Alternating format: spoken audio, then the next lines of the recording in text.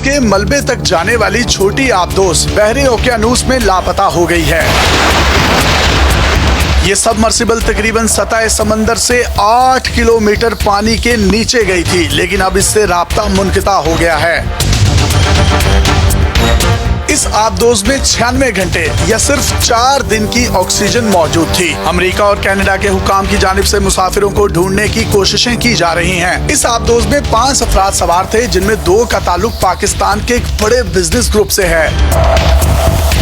शहजादा दाऊद और उनका बेटा सुलेमान भी इसी आबदोस में मौजूद हैं। शहजादा दाऊद मारूफ कारोबारी फैमिली दाऊद ग्रुप और पाकिस्तान में सबसे बड़ी कंपनी एंग्रो के मालिक हैं। वो ग्रुप के बानी सेठ अहमद दाऊद के पोते हैं। ये खानदान अयूब दौर के 22 अमीर तरीन खानदानों में शामिल था। शहजादा दाऊद पाकिस्तान के सबसे बड़े इदारे एंग्रो कॉरपोरेशन के वाइस चेयरमैन भी हैं। ये कैलिफोर्निया में कायम एक तहकीकाती इदारे सिटी के भी ट्रस्टी हैं। ये इदारा खलाई मखलूक की तलाश का काम करता है। बाकी तीनों भी इंतहाई मशहूर और अरब खरबपति लोग हैं। जिस आबदोस में ये लोग समंदर की तह में गए थे, वो ओशन गेट नामी कंपनी की तैयार की हुई है। ये आबदोस फौजी आबदोसों के मुकाबले में ज्यादा गहराई तक जाने की सलाहियत रखती है। अमेरिका के पास जदीद आबदोसें हैं जो कि मैक्सिमम 2 से 3000 मीटर की गहराई तक जा सकती हैं, लेकिन ये आबदोस 4000 मीटर तक पहुँच सकती है। इस छोटी आबदोस का नाम टाइटन है। ये टाइटेनियम और कार्बन फाइबर से तैयार की गई है। इसमें गहरे समंदर के दबाव को बर्दाश्त करने की सलाहियत बहुत ज्यादा मौजूद है।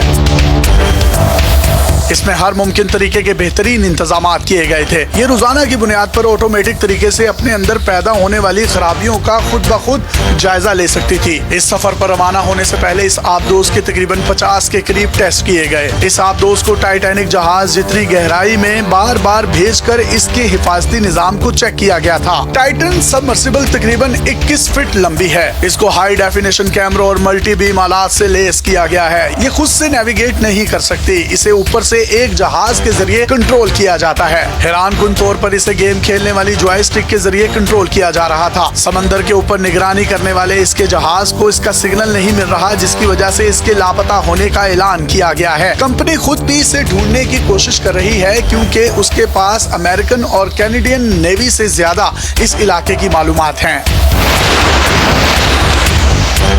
ये इंतहाई जदीद आबदोस है। ये इतनी जदीद है कि इसमें जो टेक्नोलॉजी इस्तेमाल की गई है वो इससे पहले कभी नहीं देखी गई। 2019 में इसको तैयार कर लिया गया था, लेकिन इसकी मंजूरी अभी तक नहीं हो सकी। इसकी वजह भी बड़ी दिलचस्प है कि इसमें जो टेक्नोलॉजी इस्तेमाल हुई है उसकी सर्टिफिकेशन और स्टैंडर्ड का निजाम ही मौजूद नहीं। इसके लिए हुकूमती सतह पर नए स्टैंडर्ड कायम करने में मजीद कई साल लग सकते हैं। ये पहली बार 2021 में सतह समंदर से समंदर की तह में गई थी। इस वक्त मुसाफिरों से फीकस 1 से $1.5 लाख वसूल किए गए थे। मजमूई तौर पर इसका टाइटैनिक के मलबे को देखने का तीसरा विजिट है और इसकी टिकट इस वक्त तकरीबन $2.5 लाख के करीब बनती है। यानी ये दोनों पाकिस्तानी जिनका ताल्लुक एंग्रो कंपनी से है, $5 लाख देकर इस मौत के मुंह में गए।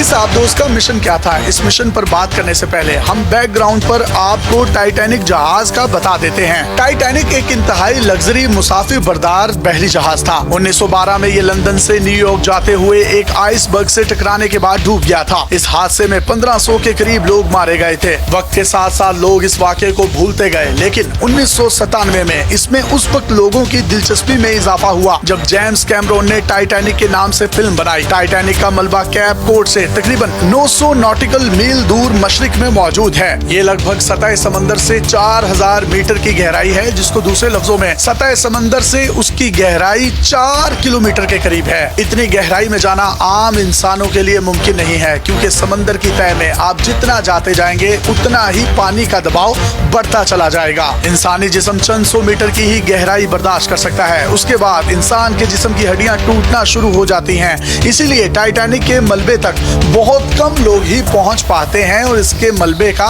नजारा कर पाते हैं। टाइटन सबमर्सिबल बनाने वाली कंपनी ओशन गेट का मकसद टाइटैनिक की हालत का जायजा लेना, डूबे हुए जहाजों की वजह से समंदर के माहौलियाती निजाम में पैदा होने वाली तब्दीलियों को जांचना है। टाइटैनिक के मलबे का बड़ा हिस्सा जाया हो चुका है, उसे धात खाने वाले बैक्टीरिया के शदीद हमले का सामना है। ये बैक्टीरिया रोजाना की बुनियाद पर सैकड़ों किलोग्राम लोहे को खा रहे हैं। कुछ लोगों ने पेशगोई की है कि टाइटैनिक का मलबा आइंदा कुछ दहाइयों में मुकम्मल तौर पर खत्म हो सकता है। टाइटन के जरिए टाइटैनिक जहाज का खाका भी बनाया जाता था। इससे साइंसदानों को गहरे समंदर में पाए जाने वाले इन जहाजों के मलबे पर इन्वेस्टिगेशन, तहकीक और समंदर के नए राजों का पता चलता था।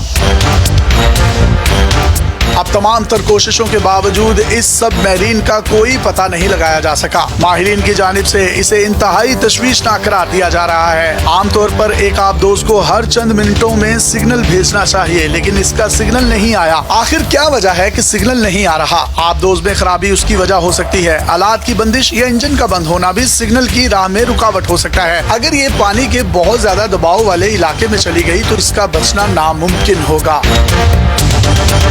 अगर ये टाइटैनिक के मलबे में फंस गई तो इसका बचना और भी ज्यादा नामुमकिन हो जाएगा। ऐसी सूरत में सुनार सिस्टम के लिए टाइटैनिक और टाइटन में फर्क करना इंतहाई मुश्किल हो जाएगा, जिसकी वजह से इमदादी टीमें भी इसे ढूंढ नहीं पाएंगी।